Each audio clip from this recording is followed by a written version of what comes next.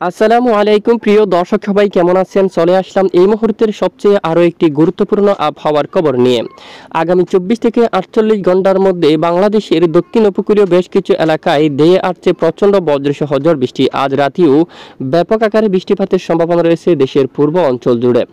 ইতিমধ্যে আমরা সরাসরি আপনাদেরকে লাইভ স্যাটেলাইট ইমেজের উপর নিয়ে আসলাম। দেখুন আজ কি পরিমাণ মেঘ কিন্তু দেশের পূর্ব অঞ্চলে তৈরি হচ্ছে। প্রিয় দর্শক, এখানে আপনারা লক্ষ্য করুন, দেখুন দেশের পূর্ব অঞ্চলের বেশিরভাগ এলাকায় ব্যাপক কিন্তু মেঘ তৈরি হচ্ছে। কাগড়াছড়ি অঞ্চল, ফরিদচুরি উপজেলা, চট্টগ্রাম ও পূর্ব দিকে ব্যাপক বজ্রগর্ভ মেঘ তৈরি হচ্ছে। রাতে এখানে সাজেক অঞ্চল থেকে শুরু করে দীঘিনালা এবং কাগড়াছড়ি, এদিকে মগিয়াবাড়ি, এই অঞ্চলে চট্টগ্রাম বিভাগের পূর্ব দিকের বেশিরভাগ অঞ্চলে এখানে একদম দক্ষিণের উপকূলীয় অঞ্চলে হালকা থেকে মাঝারি ধরনের বৃষ্টিপাতের সম্ভাবনা কিন্তু রয়েছে।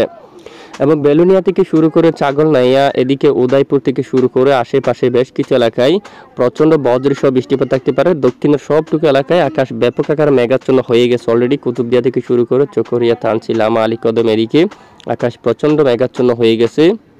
তাছাড়া এখানে লালমোহন থেকে শুরু করে সন্দ্বীপ, ফাতিয়া, মতিরহাট, এখানে আকাশ ব্যাপক আকারে মেঘাচ্ছন্ন। নোয়াখালী, ফেনী, মিরসরাই, সেনবাগ, এখানে কুমিল্লা সহ ফরিদগঞ্জ সবটুকু এলাকায় ব্যাপক আকাশ মেঘাচ্ছন্ন হয়ে গেছে। রাতে এখানে ঢাকা বিভাগের অধিকাংশ এলাকায়, বরিশাল, খুলনা বিভাগের অনেক এলাকায় আকাশ প্রচণ্ড মেঘাচ্ছন্ন হয়ে যেতে পারে। সিলেট বিভাগের অনেক এলাকায় আকাশ মেঘাচ্ছন্ন হতে পারে। উত্তরাঞ্চলে আকাশ মেঘাচ্ছন্ন রয়েছে অলরেডি।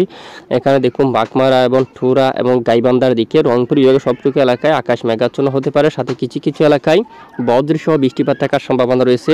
পশ্চিমবঙ্গের আকাশ যদি আমরা একটু দেখি, আকাশ আংশিক মেঘলা নিয়ে পরিষ্কার থাকতে পারে। কিছু কিছু এলাকায় আংশিক বজ্রগর্ভ মেঘ তৈরি হচ্ছে। রাতে কিছুটা আকাশ মেঘলা হতে পারে। বাকি এলাকায় আকাশ আংশিক মেঘলা নিয়ে পরিষ্কার থাকার সম্ভাবনা রয়েছে। আগামী 24 থেকে 48 ঘন্টার মধ্যে বেশ কিছু এলাকায় বৃষ্টিপাতের সতর্কতা উঠে আসছে। দেখুন এখানে দেশের একদম দক্ষিণ পূর্ব অঞ্চলে মেঘ তৈরি হতে পারে। এখানে খাগড়াছড়ি অঞ্চল দিয়ে আমরা পুর অথবা আমবাচা, এদিকে ঠিক এই এলাকায় মেঘ তৈরি হতে পারে। দীঘিনালা থেকে শুরু করে লংগদু, এখানে মানিকচুরি অঞ্চল এবং ছাগলনাইয়া, বেলুনিয়া, লাকসাম, চৌমোহনী, রায়পুর এবং হাজীগঞ্জ সহ কুমিল্লা সবটুকু এলাকায় বজ্রসহ বৃষ্টিপাত থাকার সম্ভাবনা কিন্তু রয়েছে। বরিশাল, পিরোজপুর এই অঞ্চল জুড়ে আগামী 24 ঘন্টায় বাগেরহাট, খুলনা, তারপর মংলা, শ্রীকন্থাপুর, সাতক্ষীরা, এখানে এবাইনগর, যশোর, নড়াইল, গোপীনাথপুর, মকসুদপুর, মাগুরা, বালিয়াকান্দি, ফরিদপুর থেকে শুরু করে শিবালয় অঞ্চলে এখানে বেশিরভাগ এলাকায় প্রচণ্ড বজ্র বিদ্যুৎ সহ বৃষ্টিপাত থাকার সম্ভাবনা রয়েছে। বঙ্গোপসাগরের বুকে তৈরি হওয়া ঘূর্ণাবর্ত ধীরে ধীরে উত্তর পূর্ব দিকে অগ্রসর হচ্ছে, যার ফলে আগামী 10 অথবা 11 তারিখ নাগাদ বাংলাদেশের অনেক এলাকায় মাঝারি থেকে ভারী বৃষ্টিপাতের সতর্কতা রয়েছে।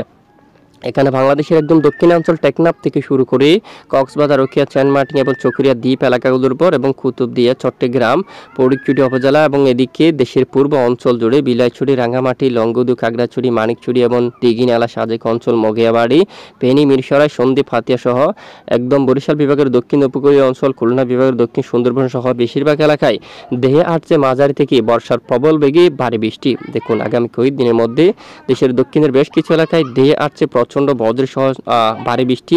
তো আমরা কিন্তু নজর রাখছি, অবশ্যই আমাদের সঙ্গে থাকবেন। সমুদ্র কিন্তু উত্তাল হতে পারে ওই সময়, দক্ষিণ এখানে উপকূলীয় সমুদ্র খুবই উত্তাল থাকতে পারে। তো সকল মাছ ধরা নৌকা ও ট্রলারগুলো সাবধানে চলাচল করতে হবে। তো এটুকু আমাদের সঙ্গে থাকার জন্য অসংখ্য ধন্যবাদ।